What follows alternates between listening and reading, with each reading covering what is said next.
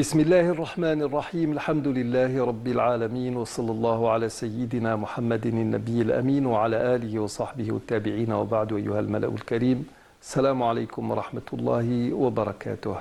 Bienvenue dans ce second numéro dédié à la préservation de la vie. Pour rappel, nous n'avons pas suivi la classification des grands juristes de l'islam qui, dans l'étude même des vocations majeures de la révélation, place la préservation de la voie en premier lieu. Ce n'est qu'ensuite que vient la préservation de la vie, la raison, la dignité et les biens matériels. Nous avons commencé par parler de la préservation de la vie pourquoi ? Parce que pour parler déjà des autres principes ou des autres éléments à préserver dans la vie d'un être humain, la vie, c'est la première chose normalement qui s'impose. Il faut susciter cette vie, il faut que cette vie soit bel et bien présente, qu'elle puisse être exercée. C'est à partir de là que nous allons commencer à parler des autres principes. Bien sûr, nous n'allons parler de préservation de la vie que sur les deux plans. Alors nous avons évoqué en quoi consiste justement cette préservation de la vie. Mais ce qu'il faut savoir, et avant même de parler des différents paliers de concrétisation de cette préservation de la vie, quand nous parlons de préservation de la vie en islam, quand nous parlons de santé, de bien-être, la chose ne concerne pas directement la vie ou tout ce qui pourrait lui porter préjudice, tel que la mort, la maladie ou autre. Préserver la vie, c'est aussi préserver une bonne qualité de vie pour les êtres humains. Et ça ne passe pas forcément par la santé, par l'alimentation ou par tout autre procédé par lequel on va maintenir l'être humain en vie. Et là, je voudrais évoquer deux principes qui, à la lumière justement des vocations majeures de la révélation, ont permis aux juristes contemporains d'émettre des avis religieux. Fatawa. Fatawa, généralement, quand nous parlons de situations qui ne s'étaient pas posées à l'époque même de la révélation, nous disons nawazil, ça veut dire de nouvelles situations, qui ont poussé les gens à réfléchir sur de nouvelles solutions. Alors, la première chose par laquelle je voudrais passer, c'est, par exemple, la contraception, un problème qui s'est posé à notre époque. À un moment donné, on entendait les gens dire « Non, hada la yajouz », c'est interdit. C'est interdit, pourquoi ? Parce que nous avons certains États dits musulmans ou arabes qui ont voulu forcer les populations à aller dans ce sens.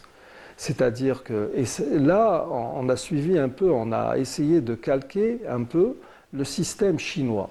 Les Chinois, à un moment donné, les couples n'avaient droit qu'à un seul enfant. Ce qui a plongé la Chine dans des problèmes, vraiment dans des situations incommensurables, en termes de complexité, de crise, etc. Et certains États musulmans, surtout dans les années 70-80, pour pallier à d'éventuelles, on va dire, menaces d'ordre économique, telles que la pénurie, la famine et j'en passe, on a préconisé ce système. On va vers ce qu'on a baptisé tahdidun nasl, c'est-à-dire limiter les naissances. En fait, l'islam ne s'oppose pas à la limitation des naissances quand cela est dans l'intérêt des couples et quand cela est préconisé par les couples. Il s'oppose à toute idée de limitation des naissances quand cela est imposé par l'autorité, par un pouvoir. Ça ne marche pas.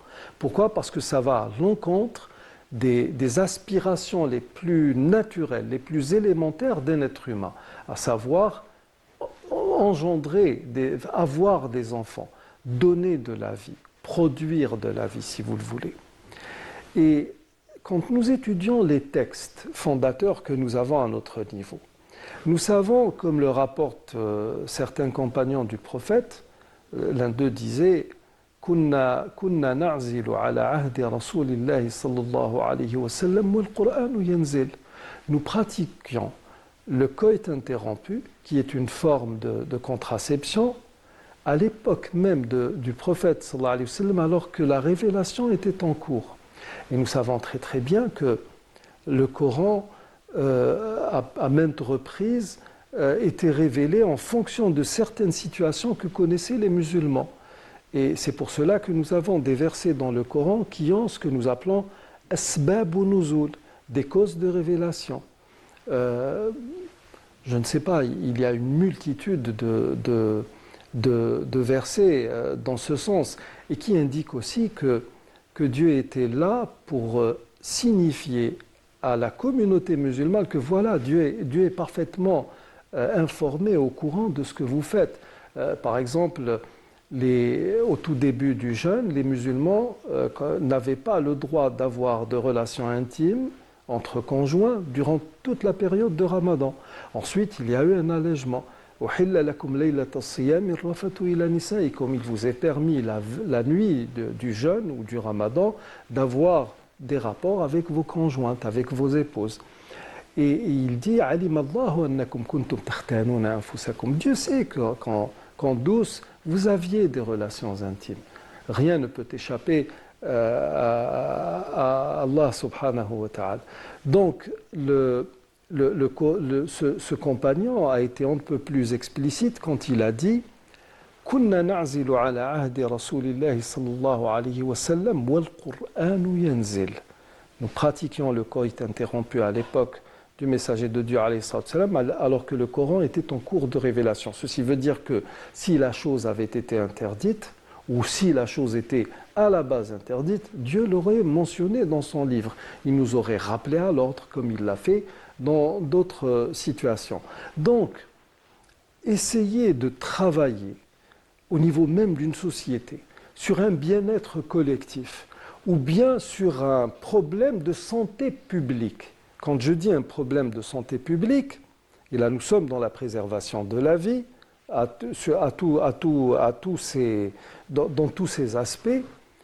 Par exemple, quand nous étudions la violence à l'encontre des femmes, surtout au sein des couples, nous sommes forcés nous sommes dans l'obligation de le dire de manière un peu plus claire, nous sommes face à un problème de santé publique, parce que c'est un phénomène qui ne cesse de prendre de l'ampleur. Mais attention, il prend beaucoup plus d'ampleur chez les Occidentaux que dans les sociétés musulmanes. Ça, il va bien falloir l'intégrer dans ces paramètres. Et donc, parler de préservation de la vie ne consiste pas uniquement à astreindre les gens, à s'alimenter juste pour vivoter, à faire le nécessaire pour ne pas tomber malade et ne considérer comme maladie que ce qui pourrait mener vers la mort. Non, nous considérons comme préjudice à la vie tout ce qui pourrait affecter la vie de sorte à ne pas permettre à l'être humain de s'épanouir. Il n'est pas forcément question de danger ou de mise en danger de la vie de l'être humain. Ceci est le premier plan qui consiste justement à préserver cette vie. Maintenant, quand nous parlons de préservation de la vie, nous savons que sauver une vie équivaut à sauver toute l'humanité. Comme le dit un verset de Sourate al-Baqarah, après avoir cité l'histoire de la génisse. Al-Baqarah, c'est un meurtre qui a eu lieu à l'époque de Moïse alayhi salam. Il est dit après cela, c'est pour cela que nous avons stipulé ou dit, informé les enfants d'Israël que quiconque donnerait la vie, romprait la vie d'une personne, c'est comme s'il rompait la vie de toute l'humanité. Et celui qui va permettre à cette vie ou à la vie d'une personne de continuer, c'est comme s'il donnait vie à toute l'humanité. C'est en fonction de cela, dans ce cadre qui consiste à préserver la vie, que les juristes contemporains ont décrété que le don d'organes était parfaitement licite. Bien sûr, les spécialistes de la santé, les médecins, les professeurs, etc., vous parlent parce que nous avons, chez les musulmans, nous avons aussi comme fatwa, qui fait consensus, qu'il est parfaitement licite de prélever des organes d'un cadavre, le prélèvement sur cadavre. Ceci, bien entendu, après qu'il y ait eu une mort confirmée, ce que les spécialistes appellent la mort encéphalique, c'est la mort du cerveau. Bien sûr, ceci obéit à tout un processus qui va déterminer que la personne est morte. Elle est maintenue par des appareils sous respiration artificielle, etc., juste pour pouvoir préserver les tissus, de sorte à pouvoir préserver les organes.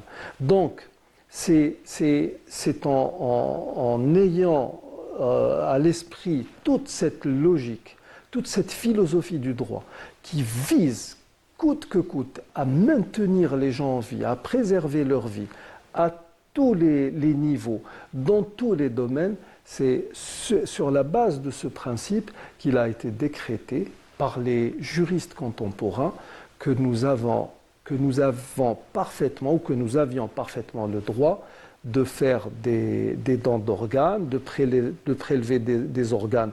Par exemple, une personne qui a 2 reins peut donner un rein à une autre personne, généralement une personne proche, ou bien nous pouvons faire un prélèvement sur cadavre pour permettre aux vivants de faire leur cheminement dans cette vie d'ici-bas. Donc, ceci pour vous donner une idée du spectre dans lequel va réfléchir un juriste entre ce qui est nécessaire, vital, ce qui est plus que facultatif, pour préserver cette vie. Nous arrivons au terme de l'émission d'aujourd'hui. Je vous remercie d'y avoir prêté attention. Et d'ici notre prochain rendez-vous, je vous dis astawdi'ukumullah alladhi la tadi'u wada'i'uh. Wassalamu alaykum wa rahmatullahi wa barakatuh.